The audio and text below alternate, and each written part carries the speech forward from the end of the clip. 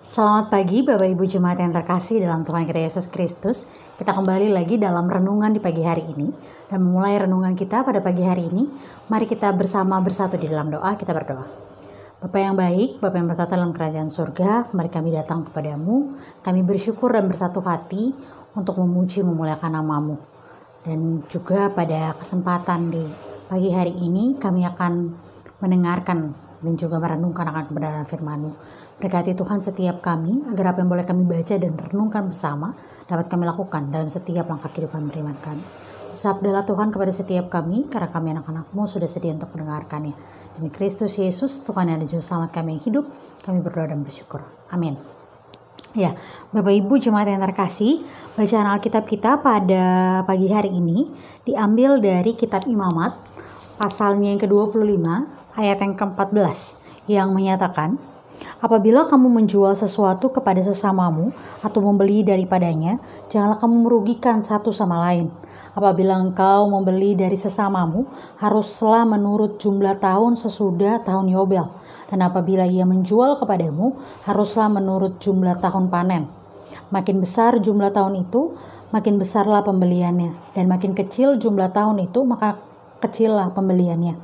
Karena jumlah panenlah yang dijualnya kepadamu.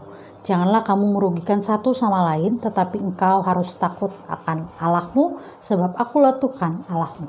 Demikianlah pembacaan Alkitab. Berbahagialah setiap kita yang membaca, merenungkan, dan juga melakukan firman Tuhan dalam setiap langkah kehidupan beriman kita. Haleluya. Ya, Bapak Ibu Jemaat yang terkasih, ada sebuah istilah atau sebuah pernyataan bahwa orang yang bertambah kaya akan semakin kaya dan juga orang yang semakin miskin akan semakin miskin. Itulah kenyataan yang seringkali hadir atau nampak dalam keseharian kita. Kita melihat orang yang kaya, dia akan semakin kaya dengan kekayaannya, lalu orang yang miskin akan semakin miskin.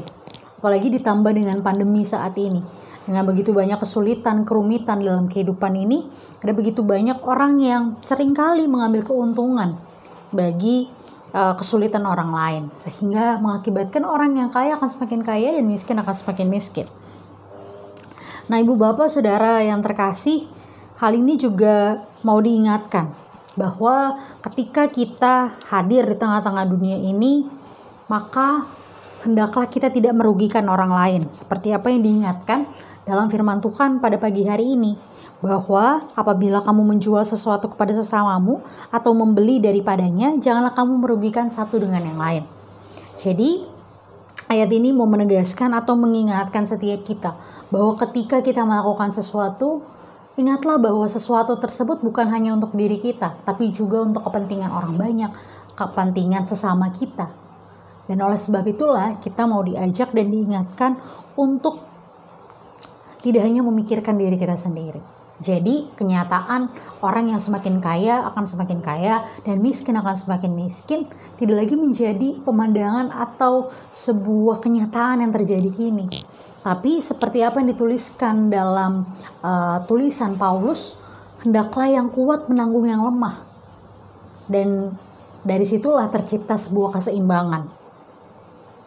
Mengapa keseimbangan itu perlu terjadi? Inilah yang menjadi tema renungan kita pada pagi hari ini. Takut akan Allah. Ayat yang ke-17 menyatakan, janganlah kamu merugikan satu sama lain, tetapi kamu harus takut akan Allahmu, sebab akulah Tuhan Allahmu. Kita harus mengingat bahwa Allah yang sudah luar biasa mengasihi kehidupan kita, menuntut dan mengharapkan setiap kita untuk memelihara keseimbangan antara seluruh ciptaan, antara sesama kita manusia, agar tercipta sebuah keseimbangan yang kuat menanggung yang lemah. Ada begitu banyak contoh-contoh kasus seperti iuran BPJS contohnya. Ada sebuah keseimbangan di situ bahwa ada upaya mereka yang lebih secara ekonomi akan membantu mereka yang lemah, begitu, dari iuran-iuran yang ada. Karena bagaimanapun juga biaya operasi misalnya atau biaya tindakan-tindakan medis, baik orang yang kaya maupun yang miskin pada penyakit yang sama pasti akan memerlukan jumlah atau uang yang sama.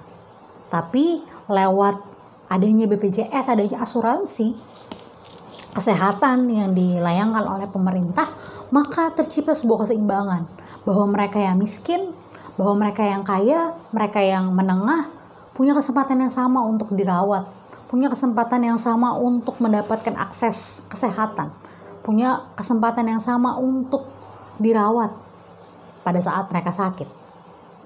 Dan inilah yang hendaknya kita ciptakan juga dalam kehidupan kita sehari-hari, untuk tidak saling merugikan orang lain. Contoh lain di masa-masa pandemi saat ini, ada begitu banyak orang yang mungkin tidak percaya, mungkin mengabaikan protokol kesehatan. Tapi ingatlah, kita dipanggil untuk tidak merugikan orang lain. Yang kuat, kita merasa kuat, ini virus ini tidak ada, karena tubuh kita tidak terpapar. Padahal yang terjadi sebenarnya adalah daya tahan tubuh kita kuat. Berbeda dengan orang-orang yang daya tahan tubuhnya lemah. Mereka mudah terpapar. Tapi karena keegoisan kita, karena pola pikir kita, yang kita selalu anggap lebih benar dibanding orang-orang di sekitar kita, kita mengabaikan dan akhirnya merugikan orang-orang di sekitar kita. Dan saat ini, di tengah takut akan Tuhan yang kita miliki, marilah pelihara kehidupan bersama dengan orang-orang di sekitar kita dengan tidak merugikan orang lain. Mari bersama bangun dan bentuk sebuah komunitas atau masyarakat yang saling peduli satu dengan yang lain. PK pada kemauan atau kepentingan orang banyak, bukan hanya kepada diri kita sendiri, agar kehidupan kita saling menguntungkan, bukannya merugikan. Selamat menerapkan kehidupan yang takut akan Tuhan dengan tidak merugikan sesama kita. Tuhan Yesus memberkati setiap kita. Amin. Mari kita bersatu dalam doa. Kita berdoa. Bapa yang baik, Bapa yang bertata dalam kerajaan surga, kembali kami datang kepadamu. Kami bersyukur dan bersatu hati memuji memuliakan nama-Mu. Dan pada kesempatan pagi hari ini kami boleh membaca, merenungkan akan kebenaran firman-Mu. Kiranya firman-Mu ini bisa menjadi sumber kekuatan, bisa menjadi kesehatan bagi kami melanjutkan aktivitas kami ke depan.